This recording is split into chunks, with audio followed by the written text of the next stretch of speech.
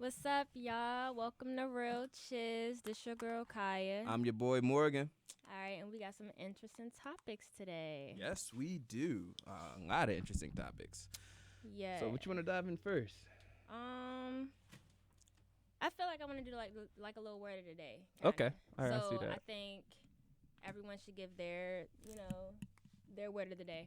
So mine, I would say mine is ambition. And I would say ambition because I believe I'm a very ambitious person, Mm-hmm. and it's no other way to be. So, what about you? Mine's is kind of counter ambition, even though I'm an ambitious person as well. But mine's is patience. Always gotta have patience. I mean, it's really hard though. it's really hard to have patience, but it's very rewarding as well. I mean, because if you're able to, like, I should say, hold out on a few things or whatnot to wait for the greater objective or whatnot, right? then it's good. You're fine. What about you, Lang?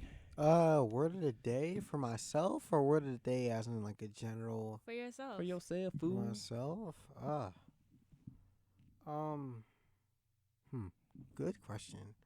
I'll probably have to say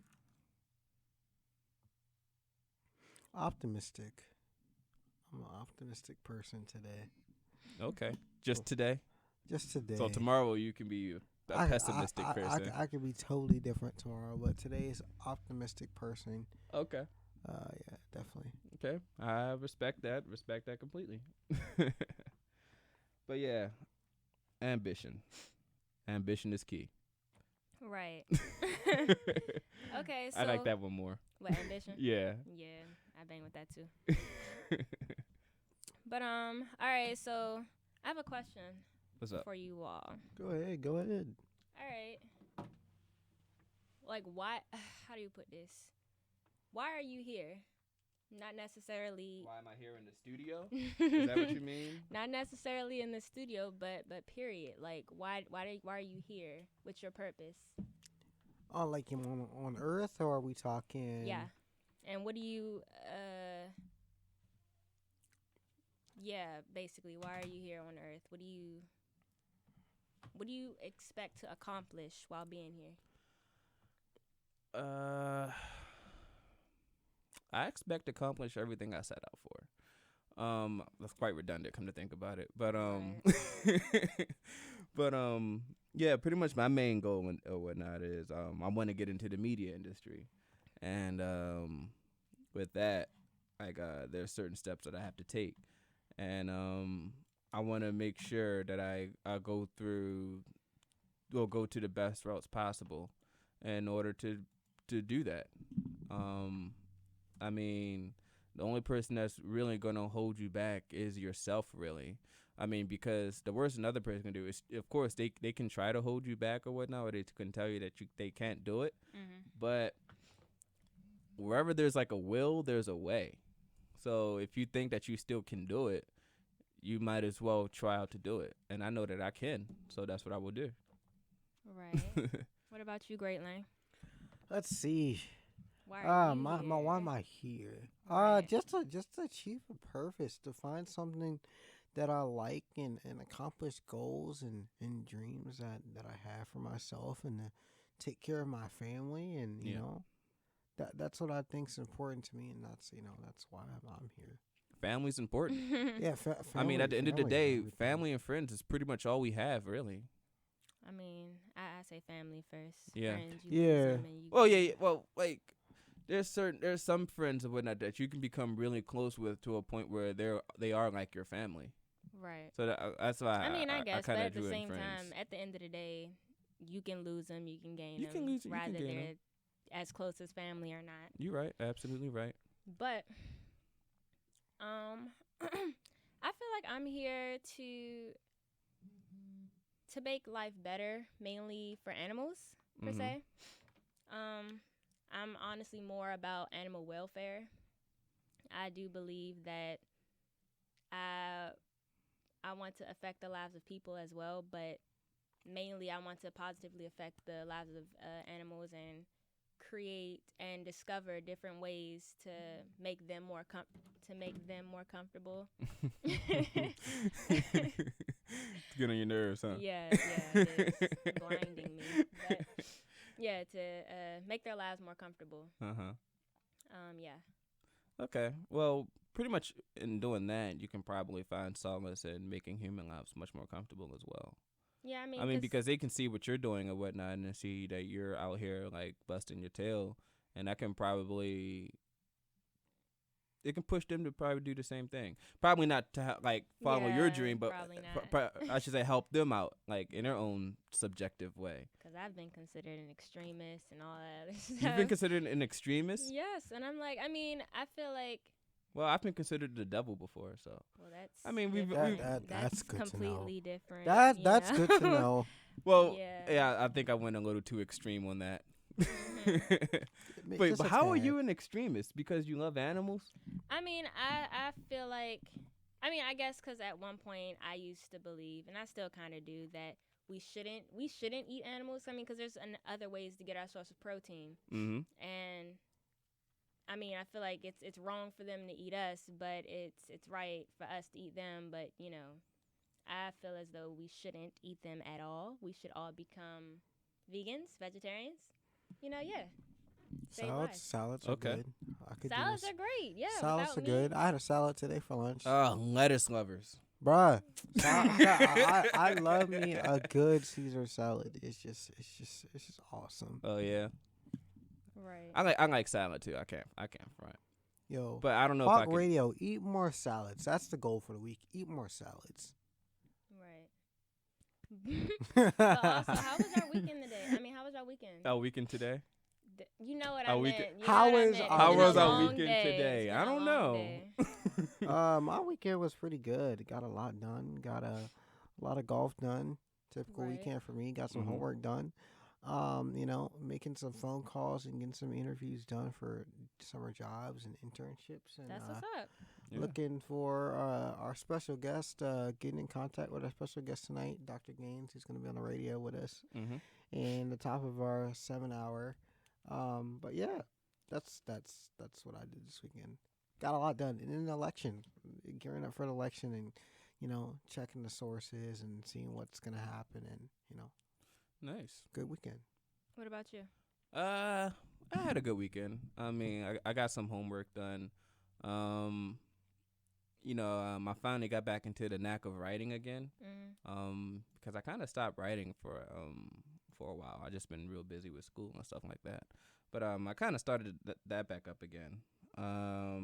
Let's see. I was also prepping for the election as well.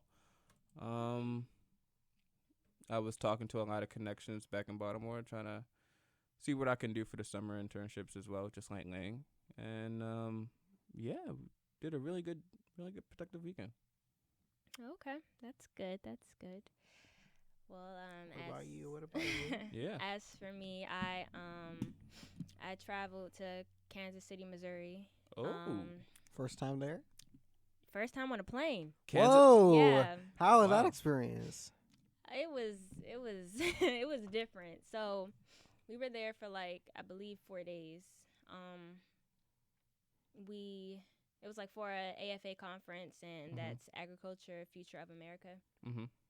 And while I was getting on the plane or getting ready to get on the plane, everyone's like, "Oh, I got you. You know, you're gonna be good." I'm like, right, you know, right. Go with the flow.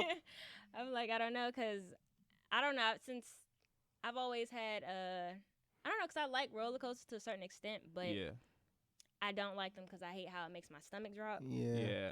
So how was taking off? That's usually the worst part. Yeah, isn't it? I heard, but it honestly wasn't the worst part for me. Really? I actually liked it, cause it's like, honestly, I thought of it like just as a big car that ended up taking off flying and stuff. Hey, that's a good way to look at it. That's how I was calm. Then I had my music too. So. So I heard about usually when you take off or something like that, like the pressure kind of makes your eardrums like pop. It's true. This guy right here has the same issue. Oh really? I got bad ears. I have hearing loss, and so when I get on planes, love flying planes. I could fly a plane every day if I wanted to. I would love to fly on a plane every day. Oh my But goodness. you know, having hearing loss and pressures and planes don't mix very well together. Uh-huh. But I've sort of learned how to overcome my ears popping and whatnot, and they don't really happen anymore.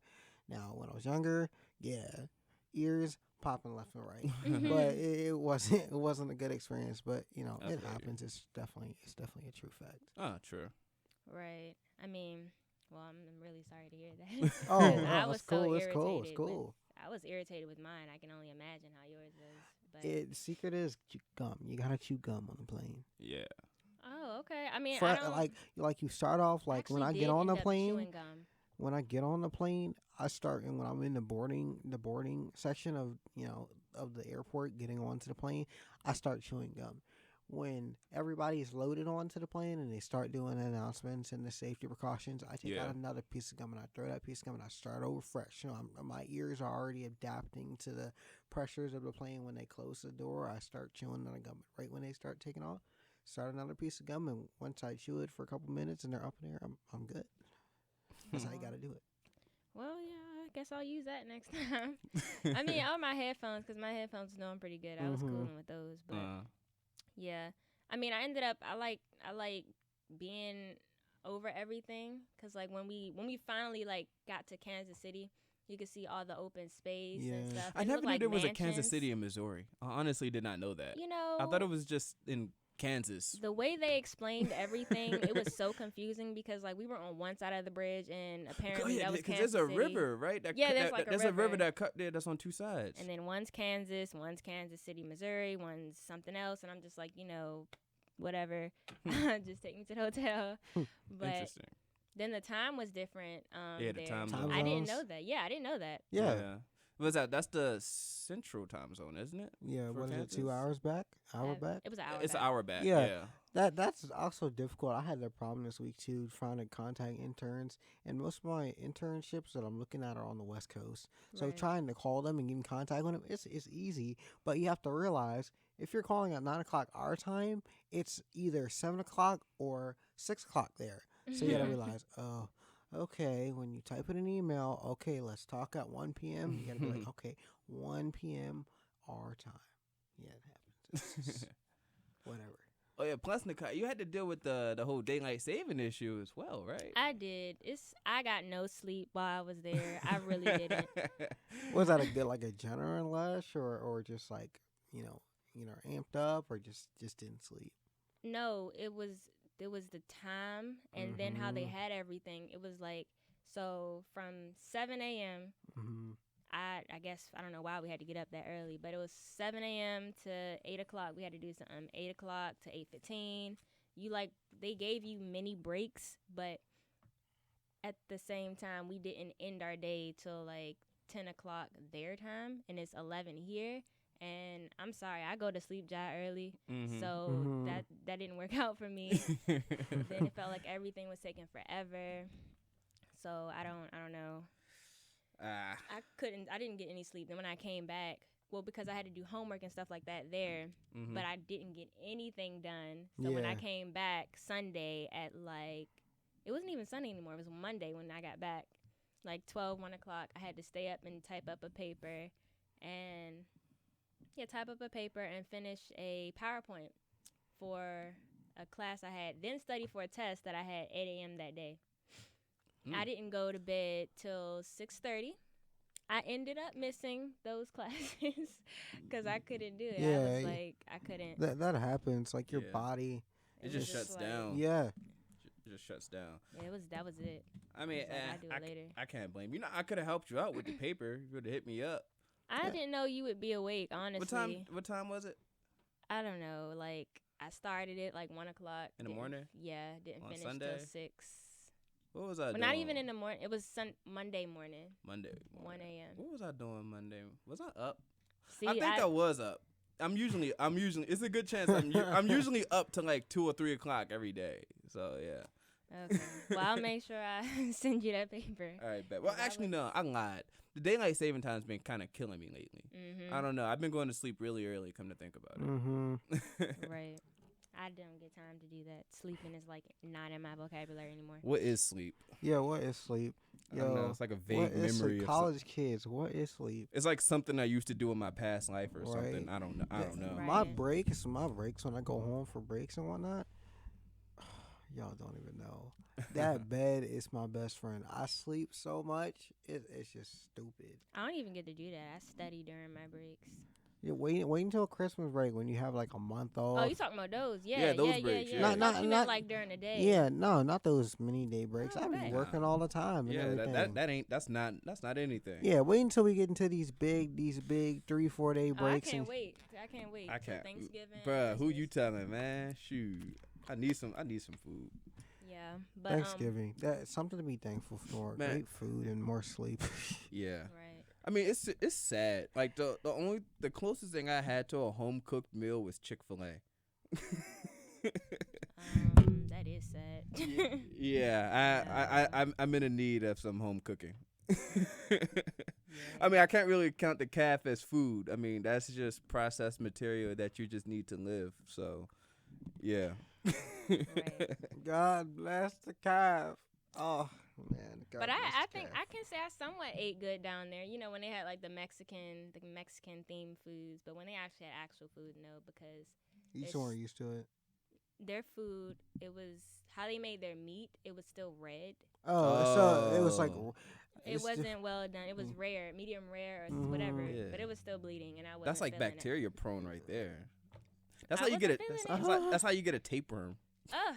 Well, I didn't get it because I didn't eat it. I Good for wasn't you. with it. It was completely different. I couldn't do it. I don't blame you. But I did enjoy the opportunity fair they had there. Mhm. I was able to speak with a bunch of different companies Mhm. that dealt with animal science. Mhm. From my understanding, a couple of them liked me, so I might have some internships lined up for the spring or summer. Definitely. Right on, girl. Hey. Oh my god. Oh no, don't do that. Golf clap. Right. That's a golf clap. Golf clap.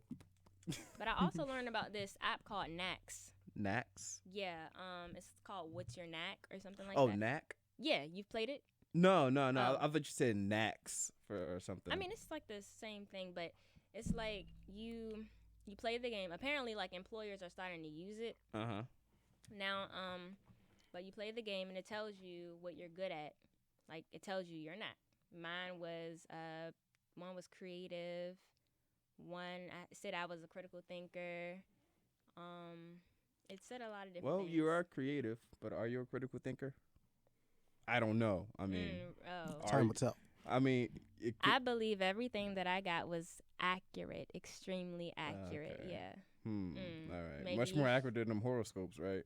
We're gonna get into that. Oh, yes, we gonna are. get into that. Yes, we are. But yeah. But do y'all consider yourselves creative? Yeah, I Creative, consider myself extremely creative. Why? Well, I just it just comes with the nature and what you're used to and how you're raised and how you view life. I think I'm creative in a not so much I guess artistic way, but I'm creative in a talkative way and the way I think and the way I interact with people. But yeah, just not creative like drawing and painting and whatever the case may be. But it's just different forms. I feel you. Well, my opinion on it. I mean, I see everything that we do. I mean, no matter what we do, no matter how we eat, how we walk, how we sleep, how we talk, how we dress, everything that we do is pretty much is a form of art. Simply because there's usually a technique behind it, and there's usually like a craft on like what we do in order to get to that point of how we do it. I mean, I would say my creativity pretty much lies within my writing and my acting, really, and my on-air talent. Save that for another day. But yeah, I think that my creative talent lies pretty much within that. And I don't know. I think everybody is creative. It's just a fact if they know it or not. Thank you, because that's exactly like one of the workshops we were going over while I was there on basically how everyone was creative. Mm-hmm. But we also talked about, we had like a lot of motivational speakers, and honestly, it kind of made me want to like change the way I thought about things. Mm-hmm. But I am a work in progress, so there probably won't be quick results. We are all work in progress. Yeah, definitely all of us.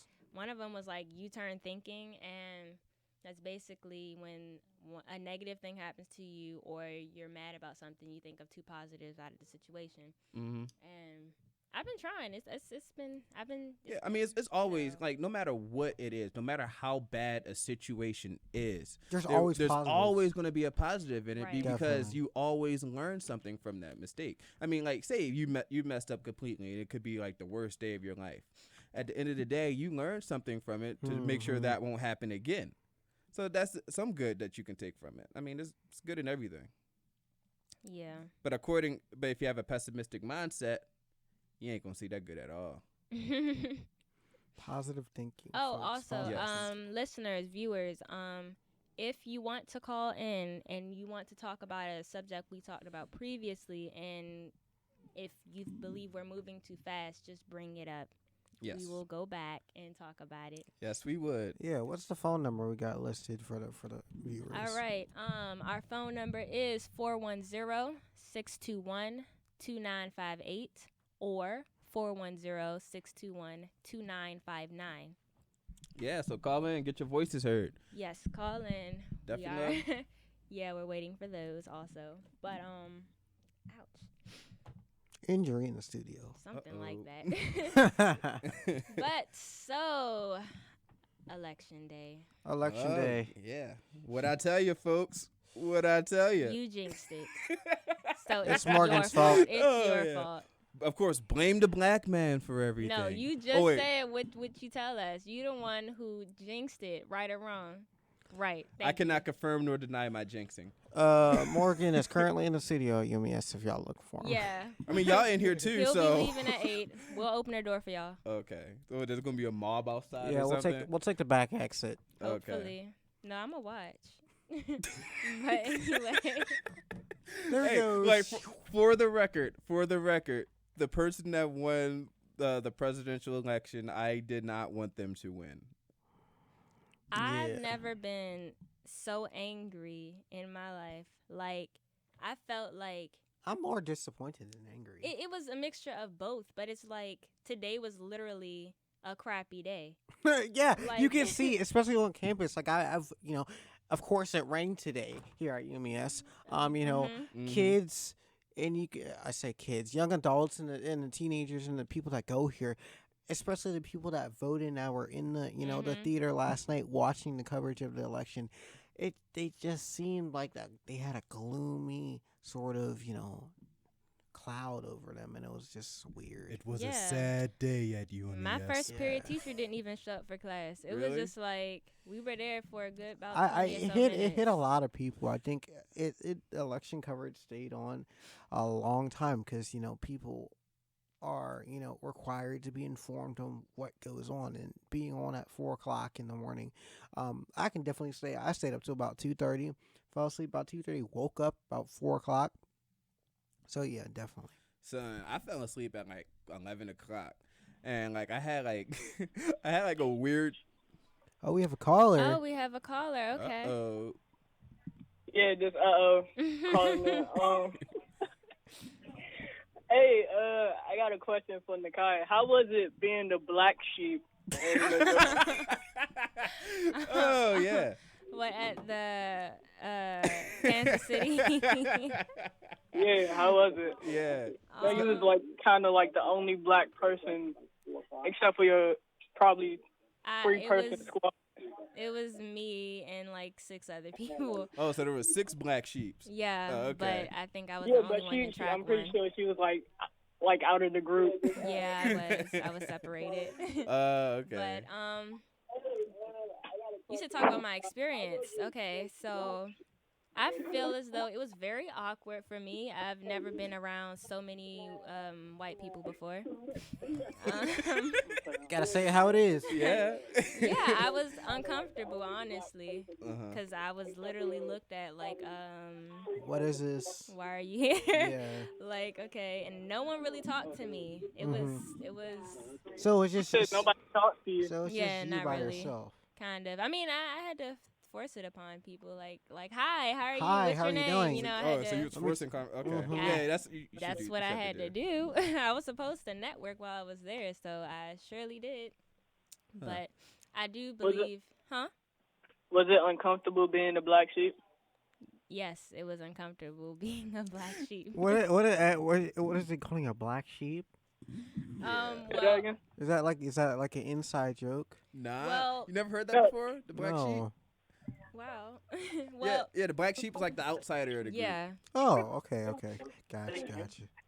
Where you been, Lang? You living under a rock or something? No, I'm just we come from different places in the country. I've never heard of that. Yeah, you're right. Did you say you're from PG? I said, yeah, but I've But never. that don't mean anything. That don't mean anything. That's But, not that far. but I'm here at UMES, and this is the first time I've ever heard somebody say, "Oh, it's a black sheep." Like I've It's never. not. That's. I guess that's not. Like the your only folks never saying. said that? Nope. Well, I guess you were lucky. Yeah. But yeah, unfortunately, yeah, that's how it was. But I mean, at the same time, I feel like it was a good experience because, like, in the field that I'm in, it's predominantly white people. So it kind of taught me how to interact with them, how to hold conversations, how they are. They know how to have fun. I can say that much. They get very hype over everything. They love animals. What do you expect? Well, yeah. Yeah. I mean, but say it's not cool being a black sheep though. I've been to black sheep a few times. It's kind of awkward, honestly. Yeah. I actually recall we were going to like it's called Power Play, I believe. I was the only, black sheep on the bus. No one sat next to me. I mean, I thought that was funny. I was like, okay, that's cool. That's fine. Wait, But nobody said that? No one sat next to me on the bus. I was just like, I'm guessing because you were black. I wouldn't put it past. Was it packed? It was packed. And it was one other person. Everyone had a seat. And it was either you sit by me or you basically lap up with somebody else. And that's what that person did. I was just like, oh, wow. I was like, okay, that's cool. Damn. But At least you had a seat by yourself. I was cooling. I mean, hey, I didn't expect much from it, but at the same time, like I said, it was an interesting experience. And when I did try to go out to Rome, I was kind of told not to stray off the path. And Yeah, you just stuff felt like that. uneasy about the situation. Or? Yeah, and I was a little weirded out with I feel a you. couple comments. Then someone asked me who was I voting for. I was like, Oh. Oh, Whoa. Yeah. Hello. yeah, I was like, So yeah, Like- as long as you vote, like your I vote wanted to matters. say, But I'm not. Hillary all day, but I was In like, Kansas? this Did not you- my state, huh? Did you see any Donald Trump supporters out there? Like, could you just look at them and be like, oh, yeah, they're voting for Donald Trump? Oh yeah, there was a lot. There was signs everywhere. There was Really? and the person who asked me, they were voting for Donald Trump. They said I'm pretty sure they knew that you were going to vote for. I'm pretty sure they were just trying to pick under your skin. they or were something. trying to pick a fight, I believe, but Yeah. I wasn't. I'm there on business, Mm-hmm. so maybe on my vacations, but not now. I have to feel be a you. scholar. But yeah, it was interesting. Yeah, I can imagine. Would you do it again, or would you change anything from your first experience going to Missouri? I feel like maybe. I mean, when they sent us like they gave us like a response thing on Yeah. what we should. Yeah, change like a about it. feedback, like a survey. Yeah, feedback. I asked them to change the music. What kind of music were they playing? It was like deep country. Oh yeah, that's kind of cowboy expected So because you told them to change the music Yes. to what? to what? R&B. in Kansas, in Look, Kansas. look. Wow. everyone don't listen to that. Like I'm. Oh, there, so like, just have it like a more wide Come on. range of So music. wait, Yeah. wait, you in Trump Nation? Why you Right. playing country music and you wanted to play some R&B? Yes, Was I that do. some hip hop too? See, they began to play a Mariah Carey song, but they turned it off. Hell, I wonder why. I know, I know, but I'm just like, what's going on? Oh, we lost some viewers, but like, what's going on? You know, like for real. But it was different. It was different. I wouldn't change anything though, cause it kind of hit me. All at once, yeah. Yeah, and I had to adjust. Also, my roommate, she was white too. So she fit right in. Yeah, with them, yeah. Yeah. But I ended up, cause like conversating with her, it was like I began to understand, things about them as, By Yeah. them, you mean Caucasians? yes. Okay. It just 'Cause says how I they haven't been think and- around yeah. a lot of them, and then I attend HBCU, so there's not many. There's not many. Mm. Interesting. Very, very interesting. Any more questions? Uh-oh. Yeah. Did anybody scare you before you went out there? Like, did anybody like give you like bad thoughts? Did anybody say, "Oh, you go out there, you gonna get lynched"? Well, Does that's anybody? something. Well, I believe a couple people attempted to scare me while Break the going out there. mindset. I'm sorry? I said break the mindset. Yeah, Oh. to scare me and stuff. Definitely. But I kept an What'd they open do? mind. They said that stuff, Let's go into detail. Come on. You can't do that. What stuff did they say? They were like, what they say? They were saying how I should be careful. Okay. Wow. Shouldn't say certain Wow. things. Jeez.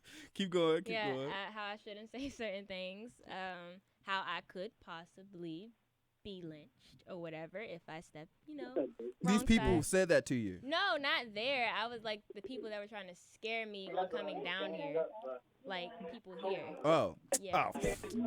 But Okay. I most definitely wasn't worried about nobody down there. Like I said, I Okay, kept an open that's mind. good. That's a good mindset. Yeah. Well, Nakai, I believe you're a very brave black soul. You're a good black sheep. Yeah. It's not hard. It's very hard being the black sheep. Good job. It's very hard being I a mean, I black sheep. couldn't go back home, so not till Sunday. So I mean, Yeah, you were just embrace. stuck there being a black sheep. I know, right? I- Just by yourself. And yes, I was a black sheep.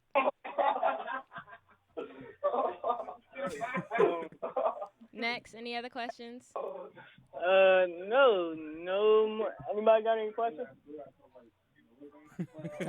Got a whole fan Got a- club. Yeah. I got a whole thing over here, supporting. Appreciate it. Thanks, appreciate Much that obliged. support. Oh, I got somebody asking. I got Smokey over here asking who did everybody vote for.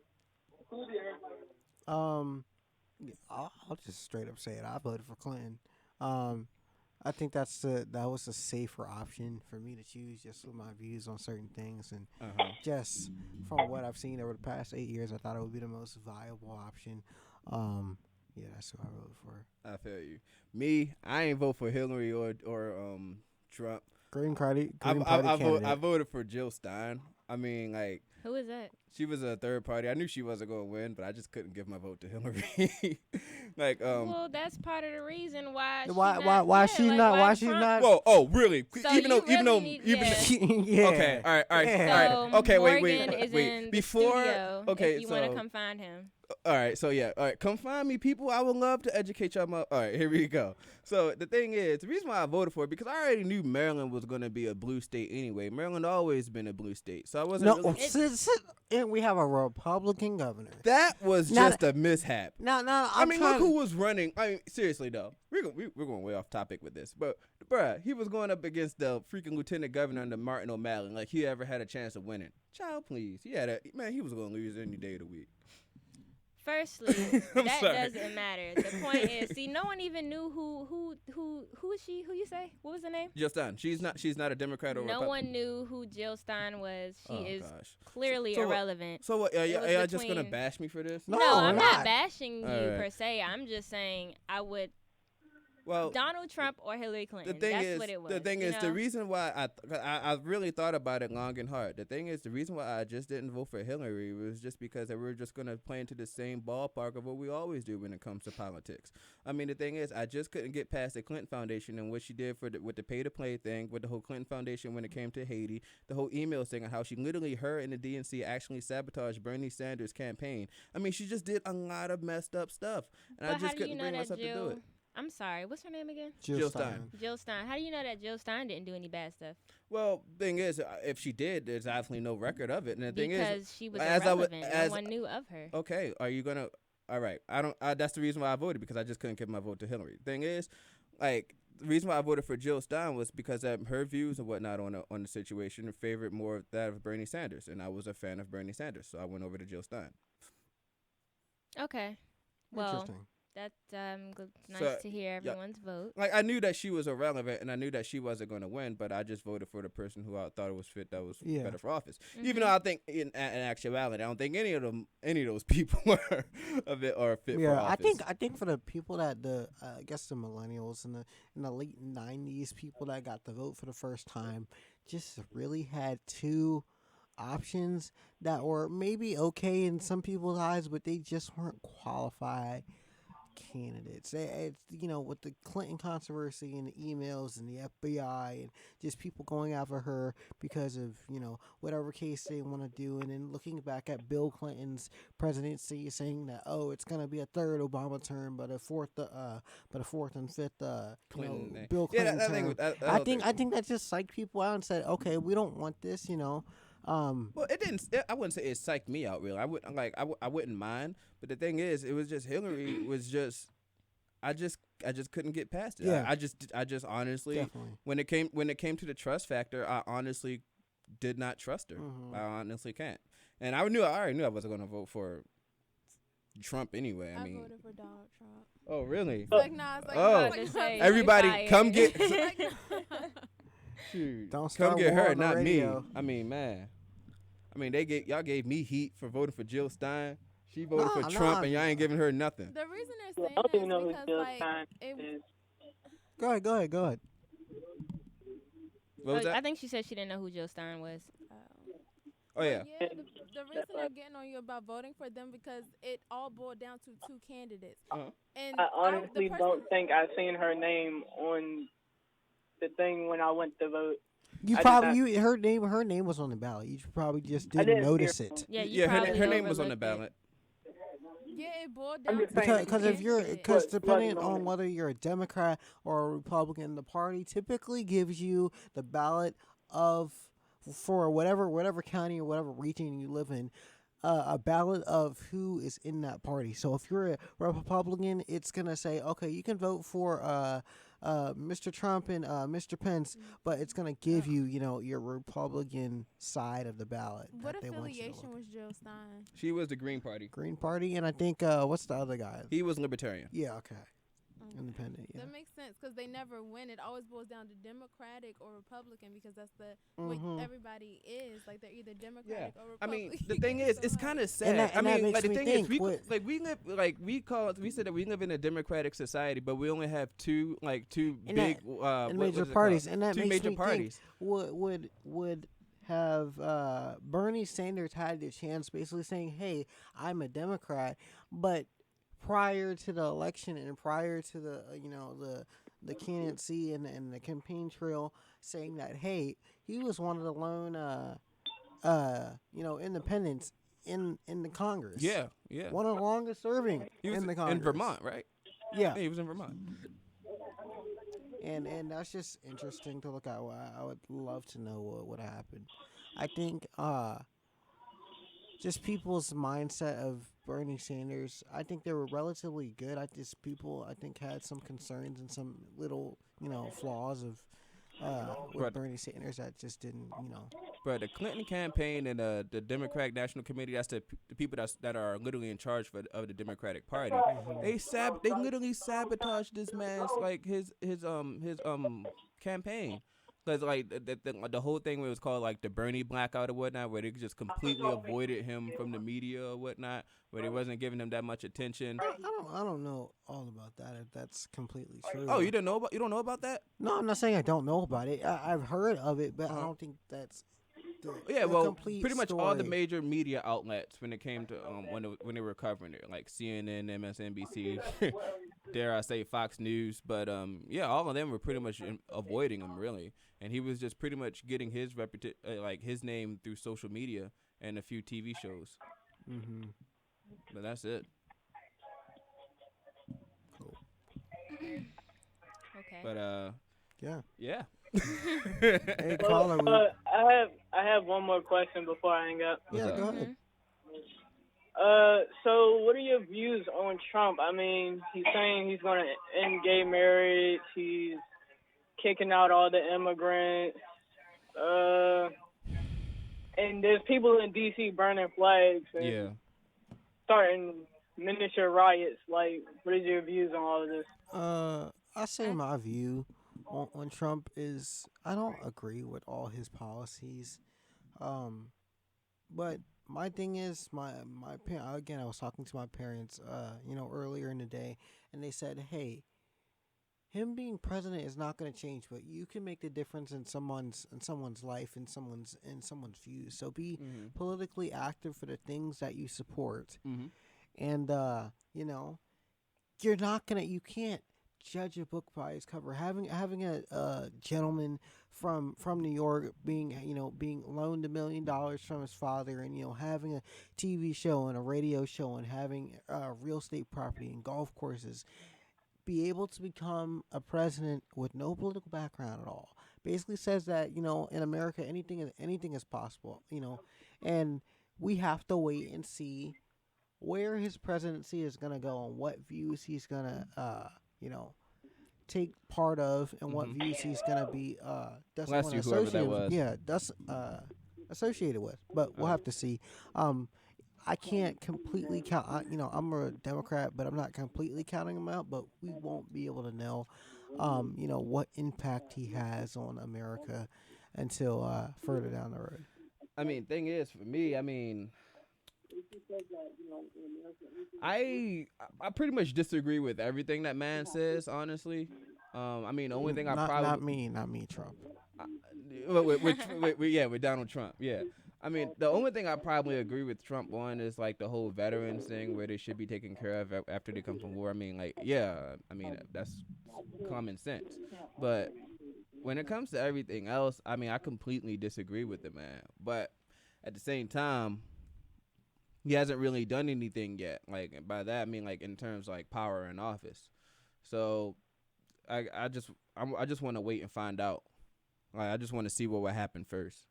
I can't really say like he's going to be a very terrible president because he said this or he said that. But if he like started to put those words into action, then we probably have a problem. But as of right now, I can't really say anything about it because he hasn't really done anything yet. Okay, well, as for me, I agree with everything DC and every other state is doing to... Oh, yeah, I agree with that, too. Yeah, to show that they disagree with this election, this... I completely agree with that. Yeah, I feel like more should be done. I honestly want to do stuff here, and I am a huge activist, and I love to be, like, physically out there. I don't necessarily... want to just sit back and watch, talk on a radio show, post things on social media.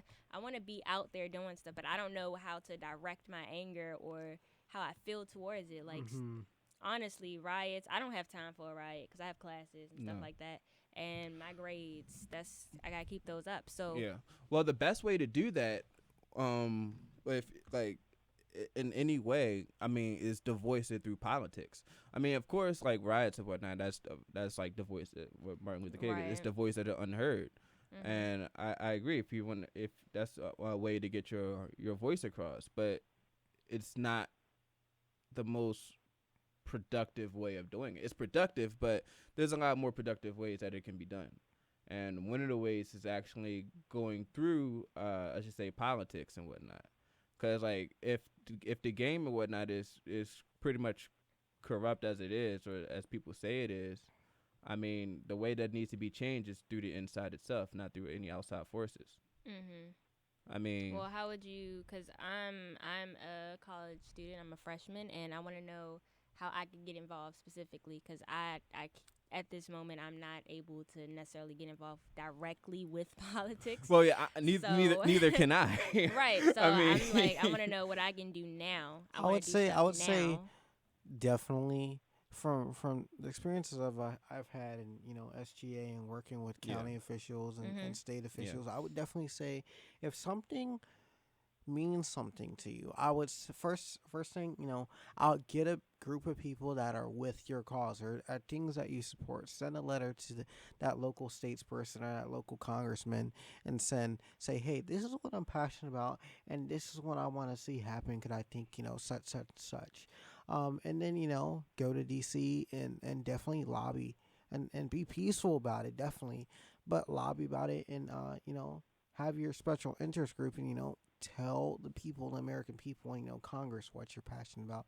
And hopefully, if it works out, you know, your congressman or your local statesman or even your city council people will even be onto the cause and, you know, support your issue. I mean, that's a good idea, but to be honest, I honestly don't see that happening. This guy just won the presidential election. He is president. I'm pretty positive. President-elect. We still got 3 months. Man, they just said I'll say it every time. Whatever. Well, like it or not, man, he's going to be president sooner or later. Exactly. But the thing is, I feel like me getting a couple signatures, writing a couple letters, that's not enough. I would need the United States. Mm-hmm. And then he just won. They're going to give him his Here's how you do it. You term. start being active in your community, saying, hey, if you're from DC, let's say going to your boys and girls, being active, being a public figure in a sense.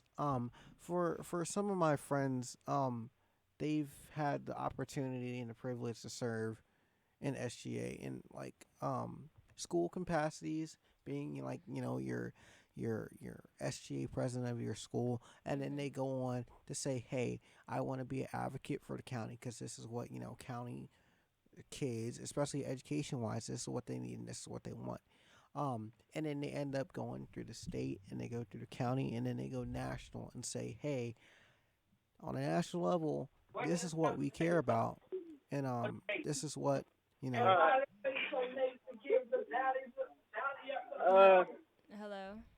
Yeah, everybody's over here arguing about a few things, and the main question is, who was the 7% of black people that voted for Donald Trump?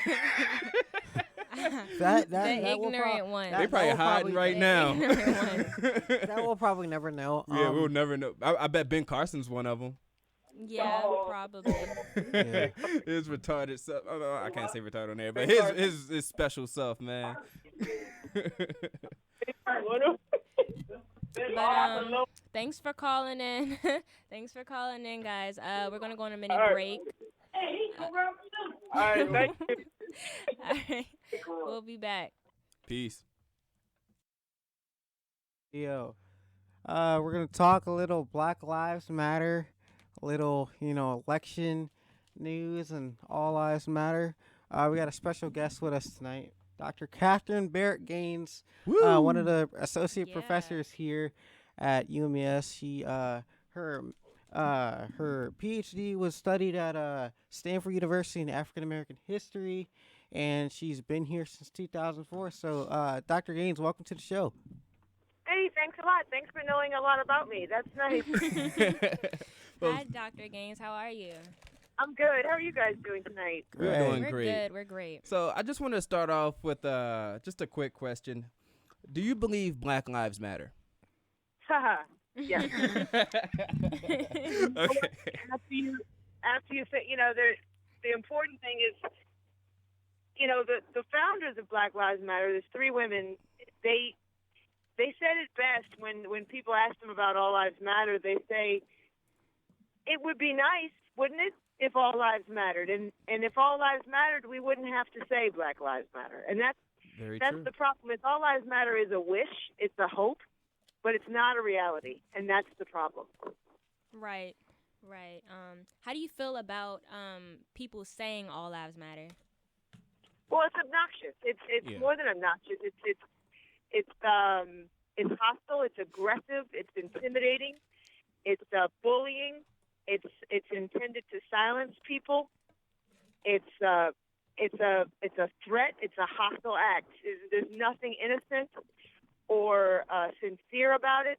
Mm-hmm. Everybody by now knows exactly what they're doing when they say it, and it's an assault on people's dignity. So when a person say all lives matter, do you think that they're being intentionally racist or unintentionally racist? Absolutely.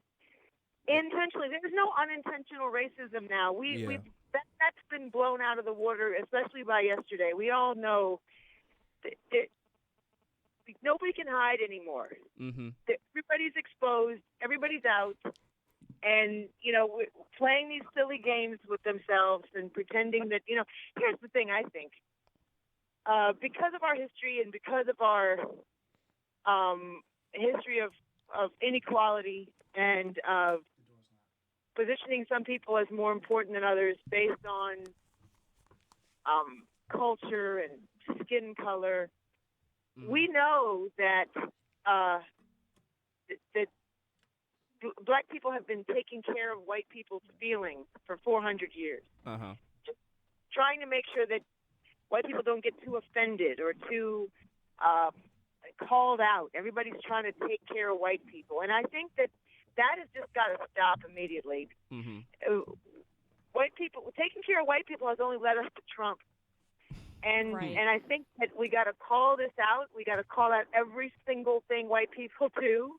Okay. And they know exactly what they're doing.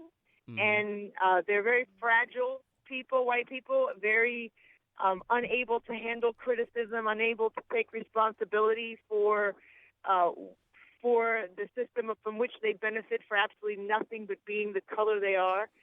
And we just got to stop taking care of white people. We just got to stop now, like not tomorrow, like right now. I agree 100%.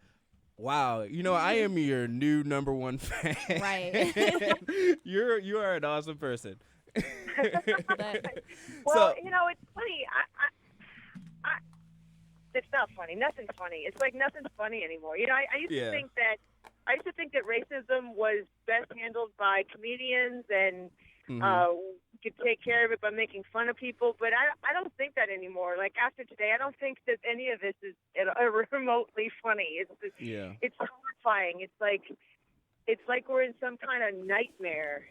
And I've never felt that way before. Mm-hmm. I've never felt that way before. I've always thought white people are silly and ridiculous, but they're just downright dangerous people and real cowardly and real, and what's funny is that I used to say these things and everybody thought I was crazy. Everybody would say, oh, Dr. Barrett-Gaines, oh, stop, you're being, but now everybody's like, yep.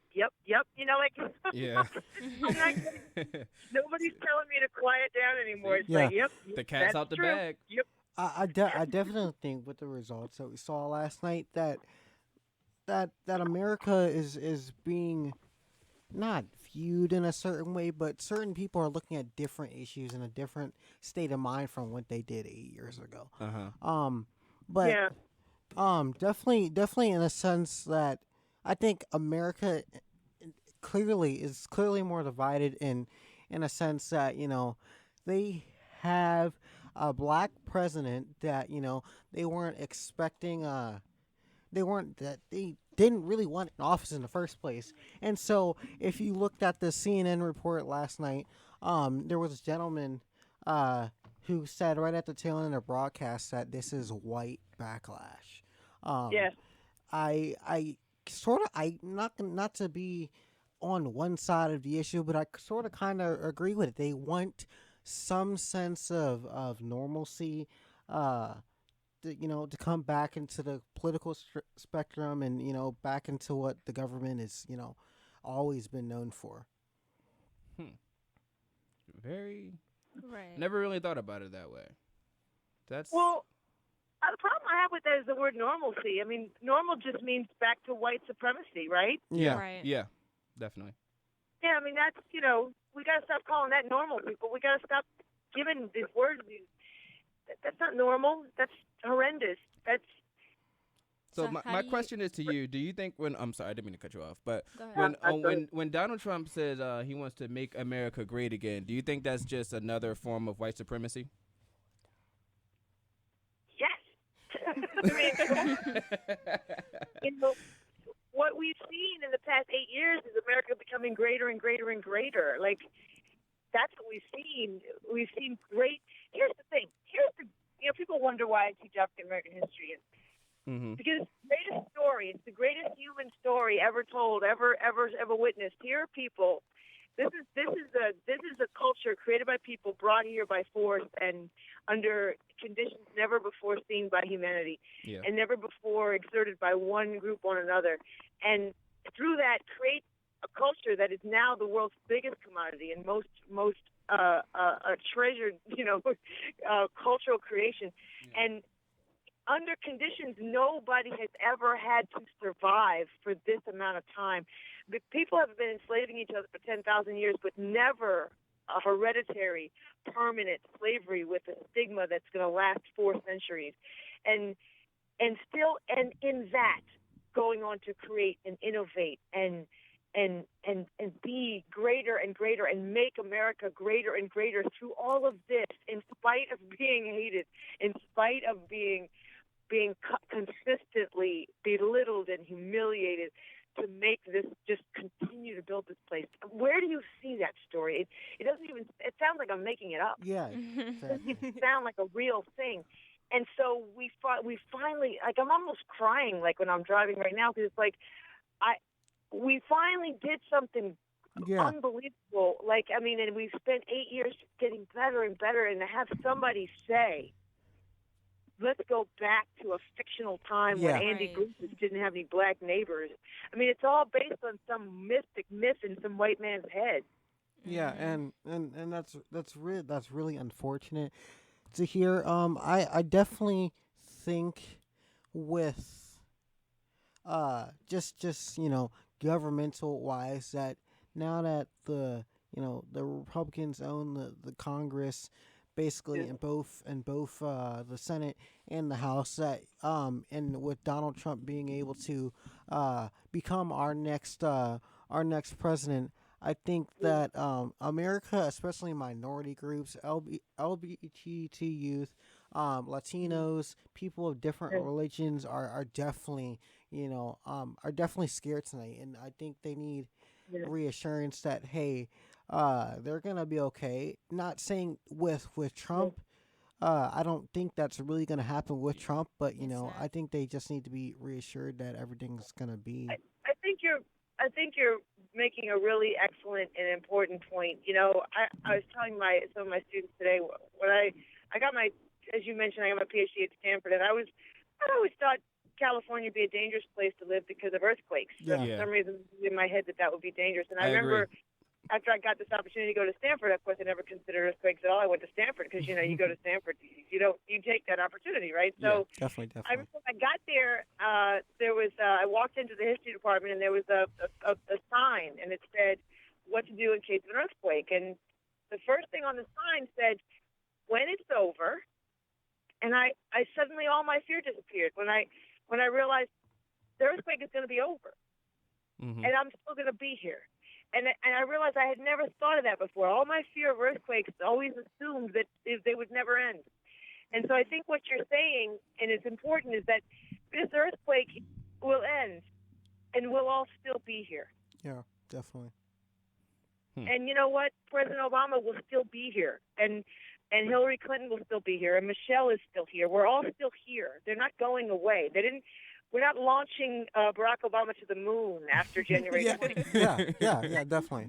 In fact, he's still going to live in Washington, D.C., so we're all here. Everybody who voted for Hillary Clinton, everybody who voted for Barack Obama is still here.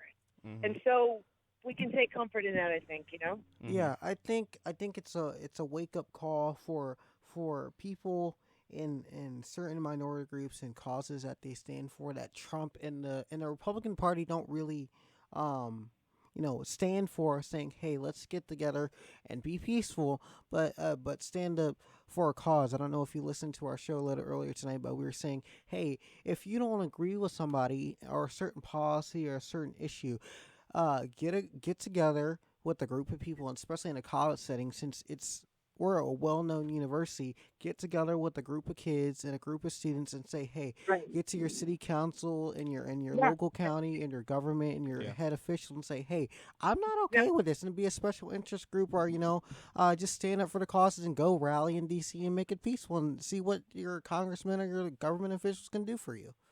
No, you know what? When I woke up this morning, I thought, okay, we're in a nightmare, but what are we going to do? And I thought about what I teach about. I thought about Septima Clark and Fannie Lou Hamer and Ella Baker and Rosa Parks, and they all said the same thing: organize, organize, organize, organize. Join the group, join the NAACP. Everybody join the NAACP. Everybody. And if you don't have a branch in your neighborhood, get one started there. And everybody join. Everybody organize. Everybody go to meetings. Like you said, go to the city council. Watch. Make sure that the decisions being made about your local police force, you understand what those decisions are. Be present.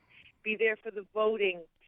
We just have to wake up from our, social media reality show nightmare that we've been sleeping in, and everybody just turn off the TVs and get up off your phone and get involved in your community. Yeah. I mean, like, if this is right, it's not a message where it's time to get serious, and I don't know what it's a wake up call. It's a wake up call for a man that got loaned $1 million from his father to go on to be a real estate agent and a real estate developer in the state of New York, build golf courses and houses and a hotel all up and down New York on the main mall, and be able to become president. That's basically saying, hey, anything is possible. So if he can do it, that means the kid in your history class now, or the freshman that comes in 3 years from now, hey, anything's possible. You can be president if you want to. So I definitely think if you have an issue that you stand for, stand up for it. I agree. If you're a completely unprepared white man, you could become president. Exactly. Yeah, that's basically what's happening. Yeah, I think that what we know and what we've seen is that you have to be a perfect black man to be president. Yeah, exactly. A white woman, nobody's ready for, apparently, and a white man, though, with any qualifications whatsoever is welcome.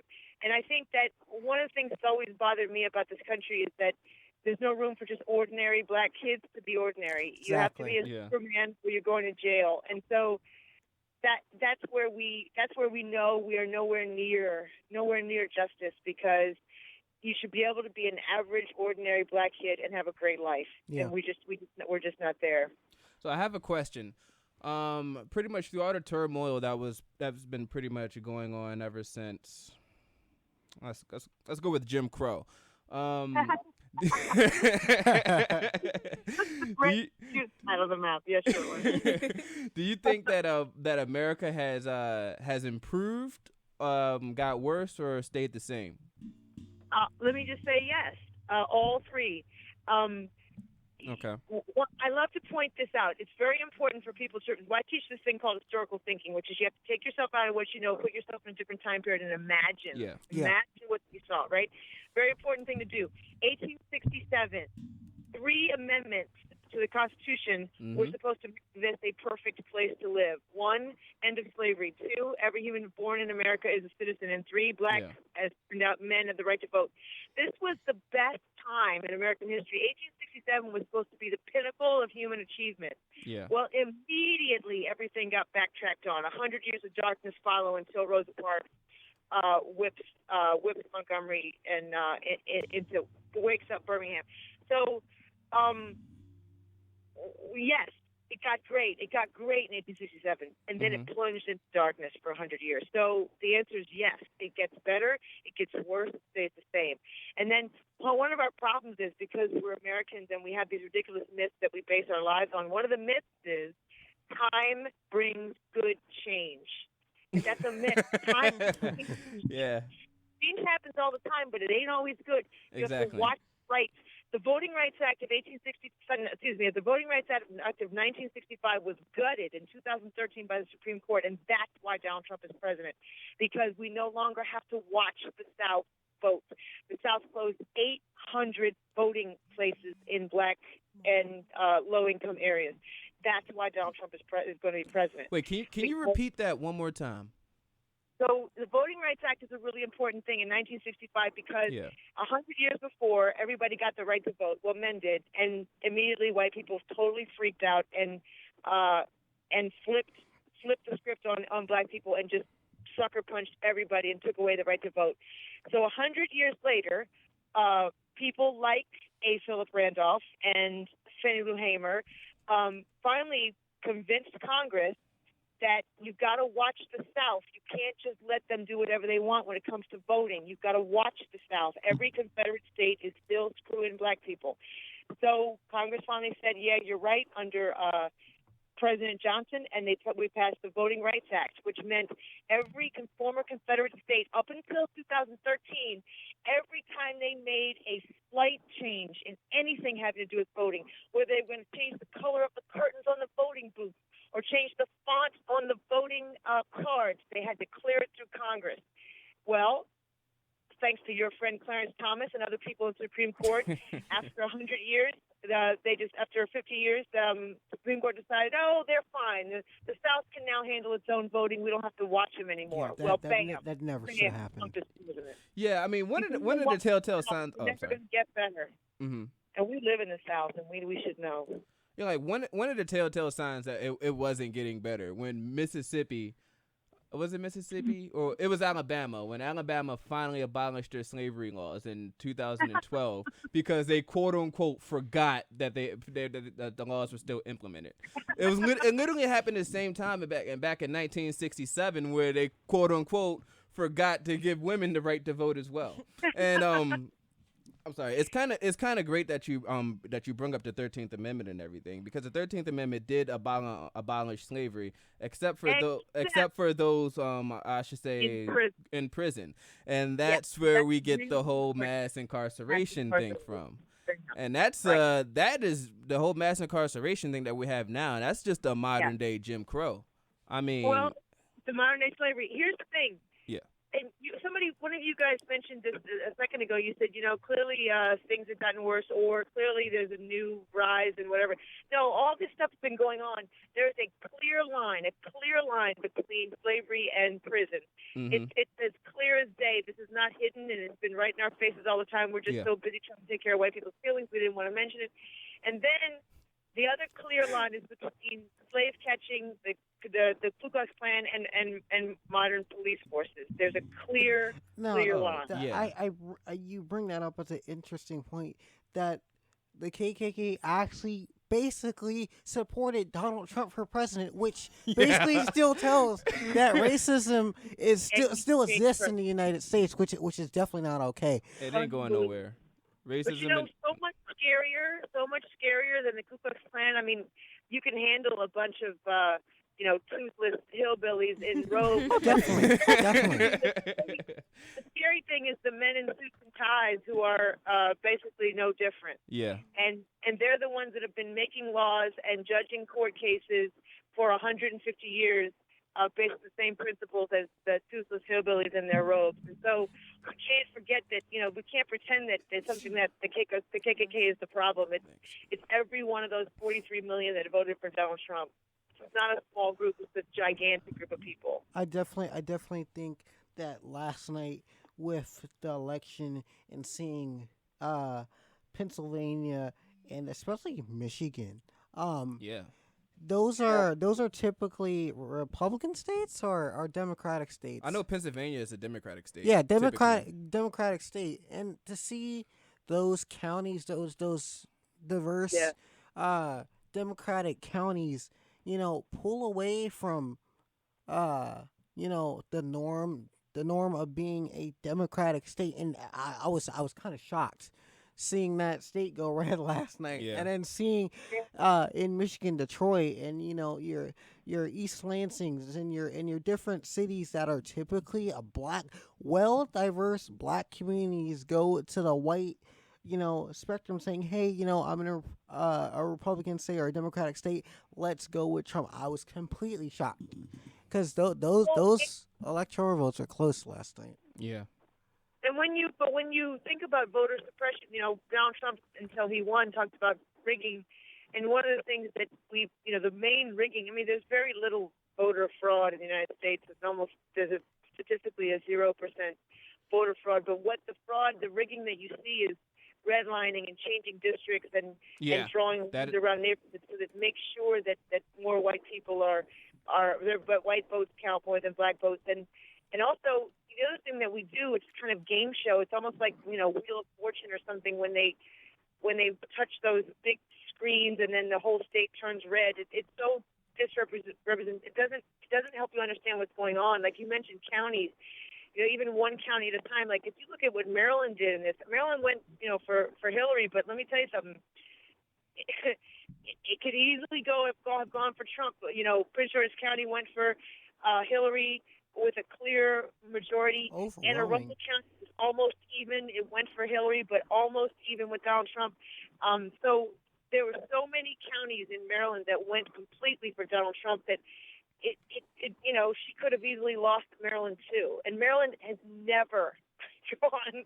Maryland is just people don't even bother voting in Maryland because they know it's going to go for the Democrats. So the point is that that's a deceiving map when they turn the whole state a certain color, because every one of those counties is almost a dead heat. Mm-hmm. It's really frightening. Your own neighbors, like you think you're living in a community, and then you realize you're surrounded by racists. It's terrifying. So I'm going to digress for a little bit. What do you think about Governor Hogan? I think he's a lunatic. I agree. What did he do? You wrote in his mother or his father? Or something? I had a hard time this morning. I was talking to my mother because this morning I think a lot of people, like, of course today at UMES, I've said this earlier in the show that it rained today, and people on this campus are really, really gloomy. But the fact that I'm still trying to wrap my head around is Maryland is typically a Democratic state 90% of the time, and for Maryland as a whole to go to Clinton for the vote for the presidential vote last night, but 2 years ago, almost close to 2 years ago, vote for a Republican governor.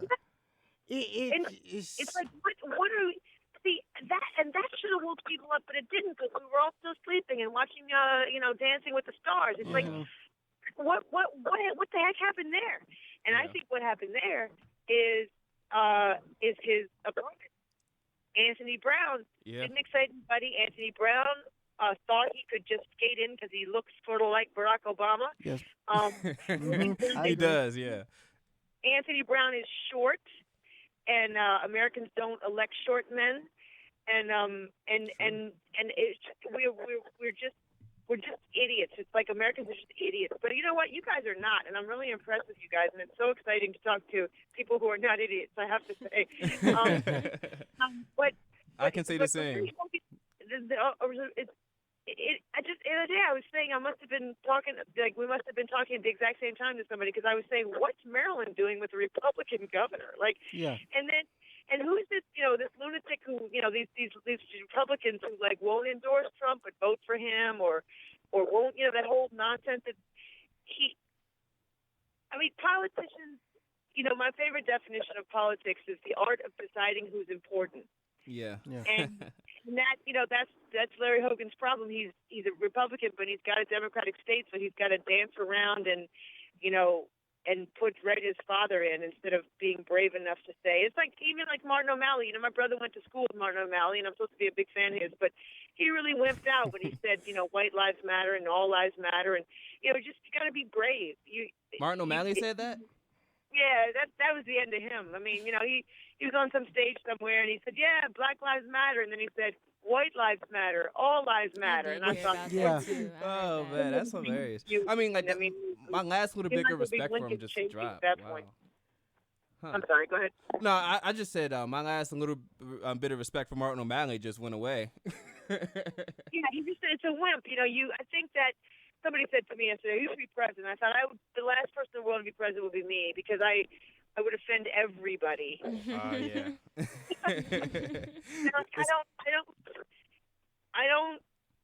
I'm not diplomatic, and I don't think people. And you know what? Here's what's hilarious. Neither is Donald Trump, and he won. So maybe people are not looking for wimps. Maybe people really do want somebody who's brave enough to say it. Yeah. Yeah. I don't know.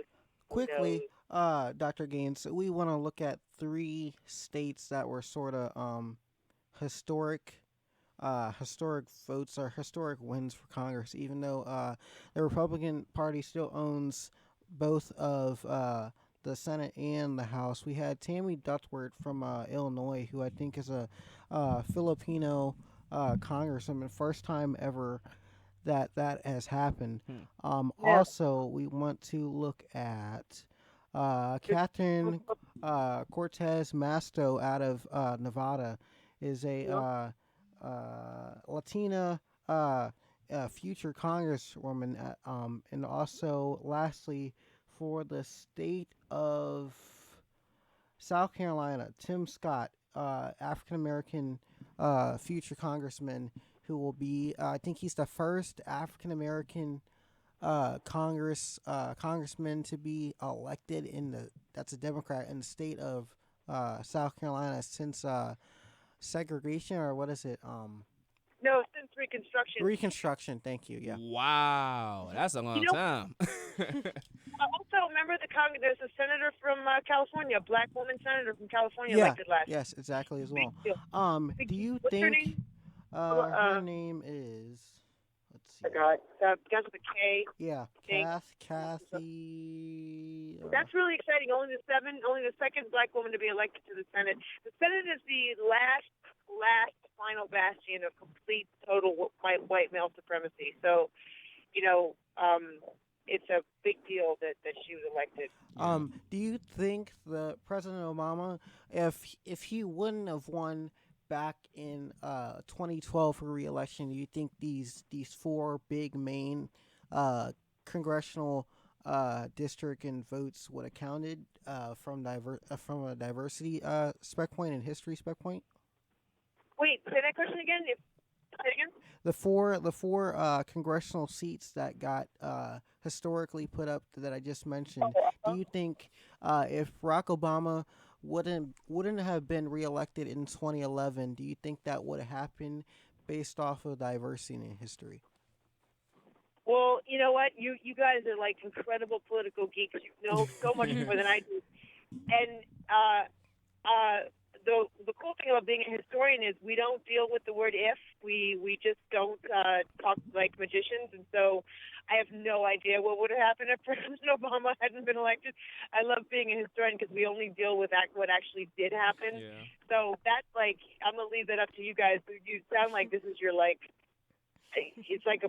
you sound like the kind of people who just love to talk about what would have happened. It's almost like I don't know. I mean, geek is a cool word. I'm not trying to make fun of No, you're good.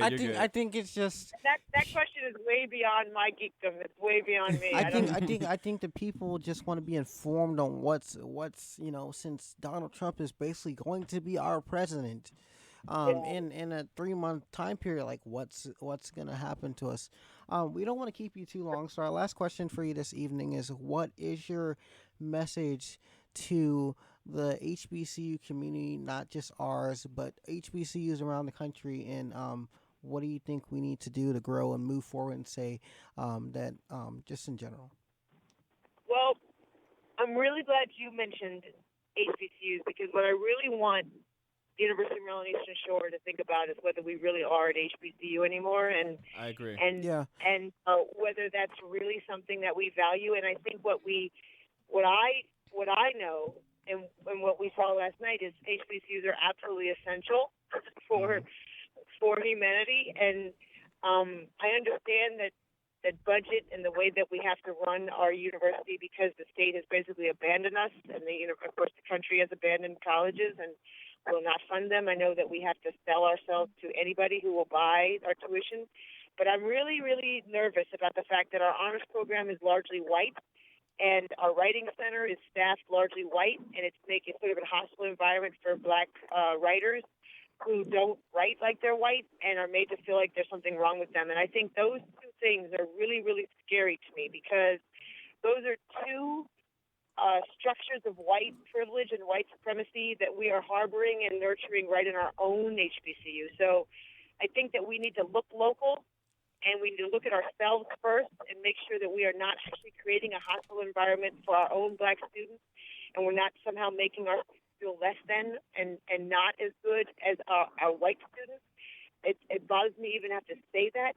Yeah. And again, we don't want to scare white people, and we want to take care of them, so nobody wants to mention the elephant in the room. But Richard Hazel gave $1 million 2 weeks ago to the honors program. So here's a rich white man giving $1 million to a bunch of white kids at an HBCU. Don't get me started on the bowling team and the softball team, and we got to figure out who we're here for. And it's not about throwing white kids out or not letting them in, but they can go anywhere they want. And we got to figure out who our priority is. And I teach at HBCU on purpose. I don't teach at UMES because nobody else would hire me. I teach at HBCU because I think it's the greatest kind of teaching and the kind of educational institution I could possibly be at, and it's just making me nervous that UMES is somehow part of the problem. Yeah, definitely. From I remember meeting you a couple weeks ago for our Halloween type historical tour of what's not here at UMES, and giving an insight of what's not here anymore, and basically saying that you have viewed UMES as being a flipped around sort of kind of HBCU with just the layout of the school, and having certain things that aren't really here with the the Greek life and different sororities and whatnot. I think that really gives an insight to this conversation tonight. Yeah, I just want everybody to just imagine Howard University having a white honors program. Just for 1 second, let that sink in. It would never, ever, ever happen. And we have to keep our eyes on what we're doing and who we're here for, and not become part of white supremacy. Isn't that crazy to think that an HBCU could be part of the white supremacist structure? Yeah. Definitely from the students in the community that we're sitting in all up and down the Eastern Shore. It's a real mix of different types of people, and definitely with the election and everything going on, I think we definitely have work to do. Definitely. I'm really impressed with you guys, and I think this is really exciting. Every time I hear students be smart and do smart things, and it makes me feel better. So this whole show tonight is making me feel better about America and about tomorrow. So I really appreciate this conversation. Well, we appreciate it too, awesome. Dr. Gaines. Thank you so much. Really appreciate it. It's been real. We'll definitely have to get you back on here for another show. Something a little different. I didn't like, so you can always. But I just really, you made me feel good tonight. Thank you so much. Appreciate it. Thank you for having us. All right. Have a good night. Bye. You too. Okay, well that was extremely informal and interesting. Kathryn Barrett-Gaines, Dr. Kathryn Barrett-Gaines, one of the African American history and African history professors here, associate professors here at UMES. What's with that look, Kia? She just feels like she got something on her mind that she needs to get off her mind. If this is a radio show. We're here for everybody. If you got something you gotta speak and say, you gotta say it. We don't want you to keep it in. No, I'm not gonna say anything. You told me not to say anything. Oh no. You can say anything. That's why it's a radio. That's why we had her on the show, just based off of the conversation we had last week with the All Lives Matter and the Black Lives Matter. Versus definitely. Black Lives Matter. No. But if you how have did you something feel to say, you about, clearly have what something she to was say. saying? So 'Cause we're not holding you back for if you have. Nobody's gonna hate you for saying we what's wanna on your know mind. You can say, "Hey, I voted for Trump." We're still not gonna hate you because you voted for Trump. You're good. Well, that's something different. that's but well, you get I will the point. strongly You get dislike you, but I won't hate you. No. you get the point. You get the point that I'm saying. My thing is when she was talking about basically contributing to the whole white supremacy thing. I work in the writing center, and I admit that there's only 3 black people in there, but that's because black people don't apply to. My brother Morgan. Oh, Robert. Oh, okay. All What? right. Yeah, of course. Go ahead, put them on. We got a couple minutes left. Yeah. All right. Didn't mean to cut you off, Kia. It's cool. Don't worry about it. Hello, Robert. You here?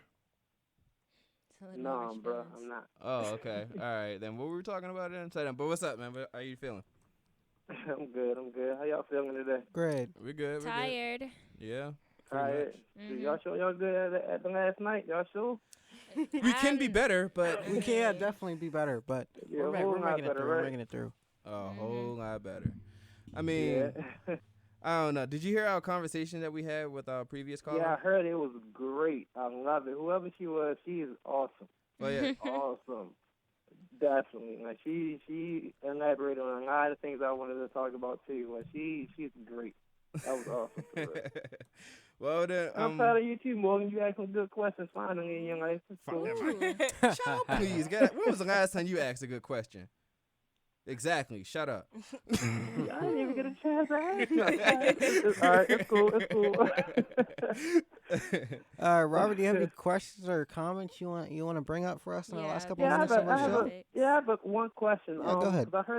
I went to work today and I heard a lot about this, and I heard a lot about this when Obama was elected his very last time. And my question is, what do you think about the electoral vote versus the votes of the people? You know, that's because actually, if it wasn't for electoral votes, Obama would not have been elected last time. Yeah, he would not. He would have lost against Mitt Romney. So my question is, what do you guys think about that? Definitely. That's actually a really, really good point that you bring up. Could I actually, I failed to mention that. Could I sort of, right when we were getting into the peak of our conversation with Dr. Gaines, I actually thought about that. Is it time for the U.S. and the government and the voting system to change and bring a new system of voting for, of people, a new system for people to vote in America? But yeah, because it seems like it's almost like our votes don't count. Yeah. In a way, you do have a lot of people that's saying like, "Oh, I don't want to vote because electoral votes count anyway." Exactly. Especially in the states where electoral votes don't count at all. I think they all count, but I assume what you're trying to say is like Maryland. I think Maryland has 10. Yeah, we have 10. Florida has 29. Some states have larger electoral votes, has electoral colleges. California has like 50 something. Yeah, I think people in the smaller states view their mindset of saying that, oh, since I'm in a smaller state, my vote really doesn't matter because California or Florida might win us out. I definitely think we can start looking at another way to come up with elected officials. I would definitely say, I would almost kind of say between an electoral college and a mixture between popular vote, and just do on issues, because some people, if you, to bring out the little theater geek I am, but if you've ever heard of the musical called Hamilton, back in the day when elected officials were starting to be elected into offices, they were the electoral colleges were still around, but the person that won the election was the president, and the second person that came in second place was the vice president until it got changed, I think, by Jefferson. But do you kind of agree with that statement that we need to go back, like whoever comes in first? So if it's Hillary that wins president, she becomes the president, and let's say if Trump was running for the vice presidential, or no, I'm not even gonna bring Trump up. If Kaine, Tim Kaine and Mike Pence were both running for vice president, whoever had the best idea, they would have to work together. Right. But that Never really. Okay. Yeah, I never thought about that. That's good. That's good. Yeah, I mean, I agree with all of that, but I was just kind of confused because a lot of people were saying that, what Great Lang said, that no, they shouldn't vote because our vote doesn't count. But then that confuses people like me, because I want to vote. I want my vote to matter. But given that electoral votes basically overrule what the people say, do we vote or do we not vote? You should still vote. I mean, rather we vote, like y'all just said, rather we vote because or not. at the end of the day, the electoral college is there for is pretty much, it tries to get people, I'll say that don't really live in like populated areas. It tries to give them more of a voice, but at the end of the day, it gives them, I should say, too much of a voice, and it kind of throws the whole election thing out of balance, like pretty much out of whack. Right. Okay. Yeah, I feel you on that. Like, I definitely understand what you're saying, though. But it just seems like, 'cause I know a lot of people, they were just saying, like, it's no point for me to vote because electoral votes count, you know. I'm just... Yeah, you think like, your vote in the end doesn't really matter. And we all here understand that. Yeah. Yeah, definitely. And, wait, did you vote, Robert? Yeah, definitely. I did vote. All right. I always vote, you know. Always vote. Like, I'm not, honestly, when I voted, like, I'm going to just be completely honest, like, what it came down to for me. Like, when I voted, it was basically like, okay, I don't freaking like Hillary or Trump, period. I don't like neither one of them. But the thing is, I did vote for Hillary. Basically why I voted for Hillary, because it came down to this. It's like, I'm not going to vote for Hillary because I want to vote for Hillary. Yeah. I'm voting for Hillary because I'm voting against Trump. I do not want him to be in the office. Like, from all the stuff he said, all the stuff he has done, it would not be good for minorities. It would not be good for minorities ever. You know, it really wouldn't. So, and I did contemplate on voting for Gary and Jill. I contemplated on that for a while. I'm not even gonna lie about that. Yeah, I did. Yeah. But, definitely understand. But Gary's stupid. Gary's an idiot. Gary's a flat out moron. Yeah, he like I like some of his ideas. I'm not even gonna lie about that. Yeah. I like some of his ideas. Jill, she's cool, but I didn't like the fact that she said that she was gonna like cut military spending by 50% and downsize the military bases by over 700. Well, so Robert, you do know that we are the largest military in the world, much bigger than the 9 other countries combined. Yeah, we are the largest military in the world, but at the same time, that will be a sign of weakness. If anything ever happened for us to actually try to go to war or anything, like that would be a weakness for us. It would. I'm not condoning war. I'm not doing that at all. But I'm just saying, like, that is a really big weakness. But Robert, 700 plus military bases. But Rob, the whole I should say the government spending thing. That's one of the things that's driving up our national debt, and not cutting that would just make it a lot worse. Yeah, I see. Yeah, I see what she's saying. But at the same time, it's like you're trying to cut what they're doing for us just to increase what we get. At the same, I mean, what I'm saying is I really believe that it could be it's another way. It's another way. You know, that's all I'm saying. Yeah. You know, and that's it. Honestly, it really came down to Jill and Hillary, and I went for Hillary because she has a greater chance of beating Trump more than what Jill does. To be honest, you know, and plus she has more experience than what Trump does in politics also. Yeah.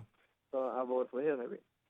But I'm not happy. I wish freaking Bernie Sanders was like, yeah, like seriously. Me and you both. You know, but hey, Rod, that's like, Hey, we're about to wrap up the show. I wish we can keep this conversation up though, but yeah, we won't have that much time. All right, that's cool. You We appreciate you calling tonight. Yeah. Thank you though. Yeah, thanks, man. Appreciate it. No problem, y'all. Keep up what y'all doing. I like listening to y'all show. I listen to it every week. Oh, you do? Appreciate Thanks, man. Appreciate it. Yeah, I really do. I be watching y'all. I seen when y'all waved at the camera earlier on break. Yeah, I seen that. Okay, all right. You are watching then. Appreciate it. Thanks so much. Yeah. Yeah, no problem. Take care. All right, you have a good night. See you Thanksgiving.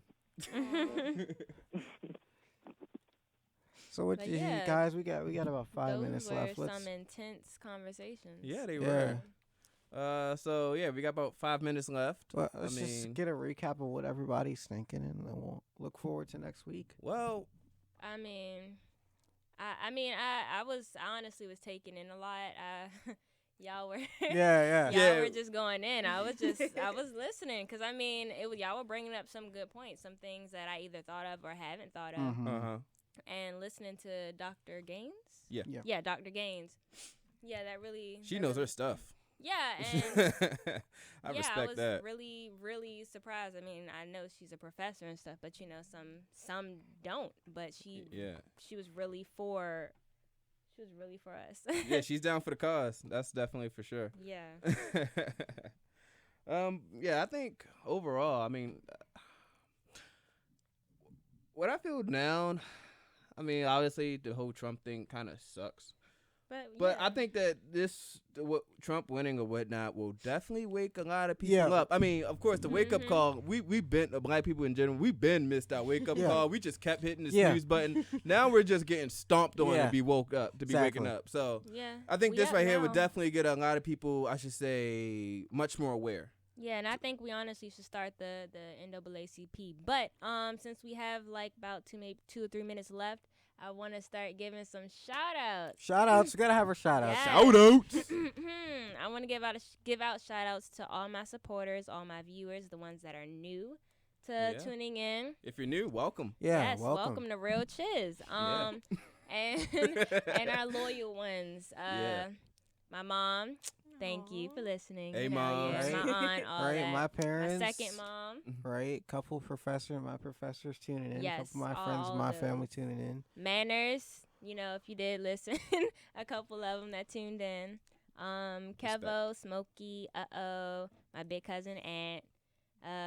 All y'all, I really appreciate it. Yeah, and definitely to the university for allowing us to have this platform in this brand new building to speak up against issues that we're passionate about and topics that we feel is important to bring to our community. Yeah.